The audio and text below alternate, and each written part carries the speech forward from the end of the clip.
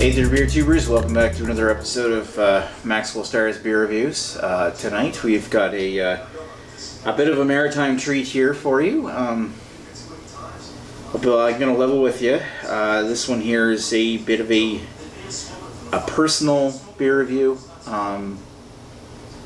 As many of the people who have followed my channel for a couple of years now have known, that at the very start of my beer journey, actually before I started doing beer reviews, when I first started drinking craft beer, I was engaged to a lovely woman named Neely.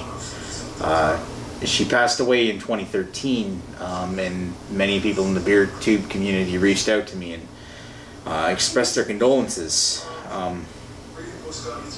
The reason why I bring that up in a Gahan blueberry review and a little bit of a touching personal moment is because 2 weeks before she died, we had a bit of a 4-day vacation over to Prince Edward Island, and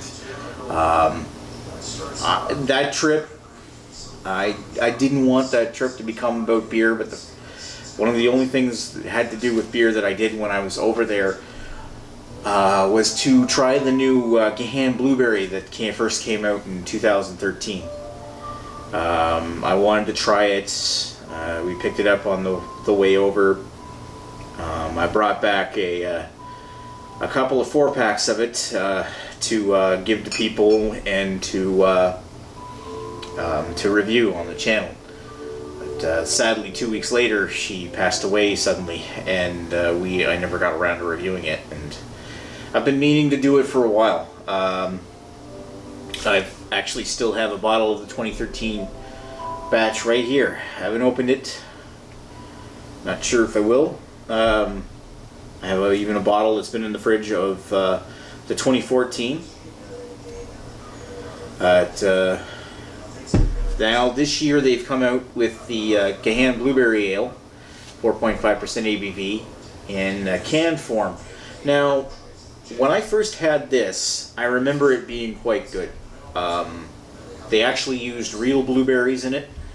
Had a really nice blueberry taste to it, and I remember thinking that this kicked Pump House's blueberries ass.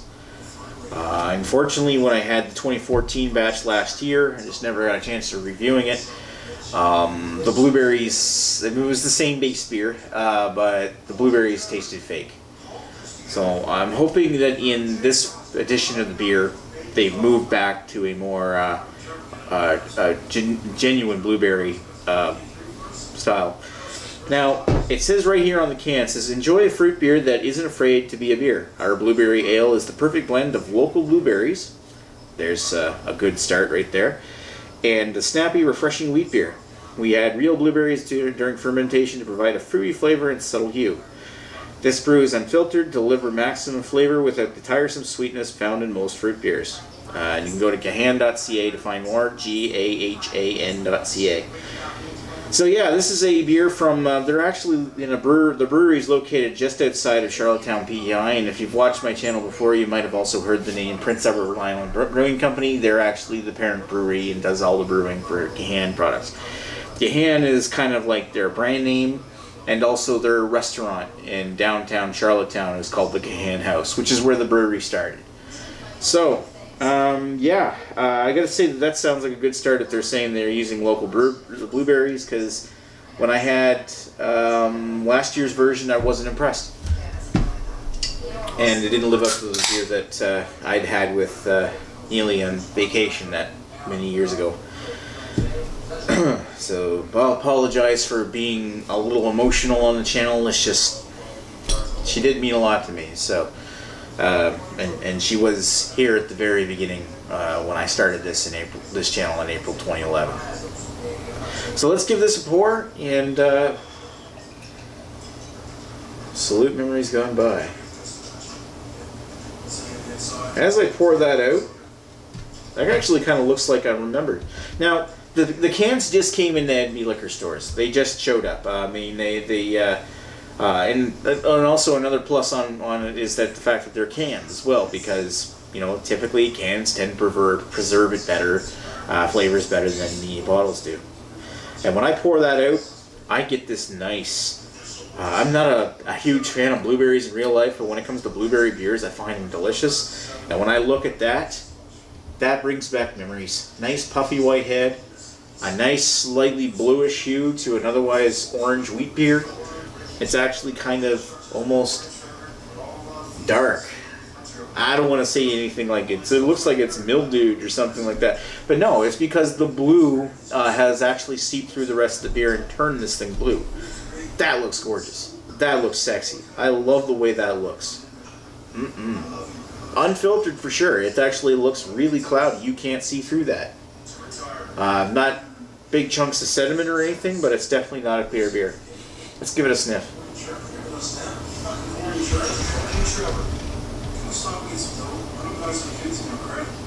Now, I am getting a hint of blueberry, but I'm not getting a strong enough blueberry to be able to tell for sure if that's real or not. I'm getting subtle sweetness. Can be a touch of citrus, a touch of banana. It's almost like orange and banana. A bit of a grain, like wheat. Smells good. But yeah, I can't really tell whether or not that's actual real blueberry or not. I'll have to wait till I put it down the hatch, so cheers.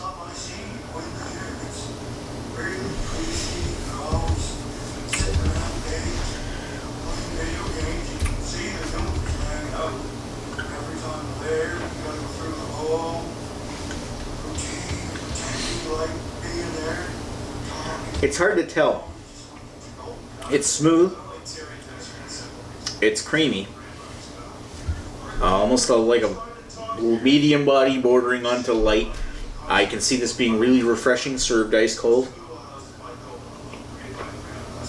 It doesn't really have enough blueberry taste to really scream blueberry to me. There's a touch there, but it's not as prominent and rich and sweet as it was in the very first batch. Of course, at least it doesn't taste fake. So,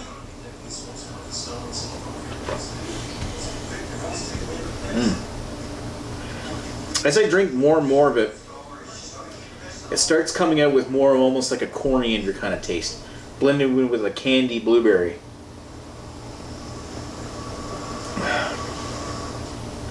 It's almost like it's still the same base beer, but it has less blueberry in it. And I think at this point it's almost indistinguishable whether it's real or fake. And you know what? I want to believe them that it's actually using perfect, well, like a blend of local blueberries. But if they're using local blueberries and this was brewed in the spring, chances are that it's either hydroponic blueberries or it was from last year. So it's really hard to say.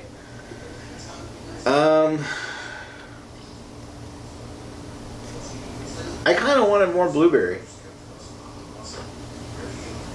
But maybe it's the logistics. I mean, Prince Edward Island is a small province, and if they're looking for local blueberries, there's not a lot of volume that they can get a hold of, and especially for a small brewery to get that many blueberries for their beer. However many it is they need to produce as much as they have. I mean, this is in cans in New Brunswick. It's all over the shelves. You know what? A lot of people love it. And I gotta say, I'll probably end up having this again at some point. The blueberries, they aren't quite as sweet as they are maybe a little bit tannic. But at the same time, they're not exactly overly prominent either. I like it. I don't like it as much as the original. But I do like it better than last year's at least. So I would say I'm going to give that a 3.5 out of 5. The biggest thing that keeps it from me from like liking it any more than that is the fact that I wanted more blueberries out of it. I really wish I could have reviewed that fresh, and I really wish I could have that again. Of course, there's a lot of things from 2013 I wish I could have back, but you know, life goes on. All right. Anyway, guys. Thanks for bearing with me, and thanks for being there. Thank you, BeerTube, and cheers, and Maxwell Starr Beer Reviews. We'll talk to you folks later. Cheers.